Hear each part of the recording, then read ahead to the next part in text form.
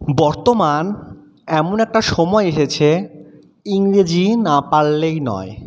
এর জন্য প্রত্যেককে চেষ্টা করছে কীভাবে সে ইংরেজিতে ডেভেলপ করতে পারবে।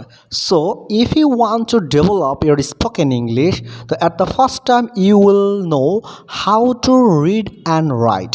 If you want to write correctly you'll have to know tense. You have to know tense better. If you want to know, যদি আপনি টেন্সকে সঠিকভাবে শিখতে চান, তো সর্বপ্রথমে আপনাকে বাক্যের ভার্বে দেখতে হবে।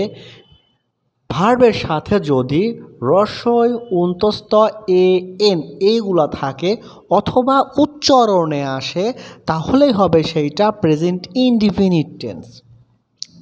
এখন আপনি চিনতে পারছেন এটা কেমনভাবে প্রেজেন্ট ইনডিফিনিট টেন্স হয়েছে। এখন কি করতে হবে আপনাকে?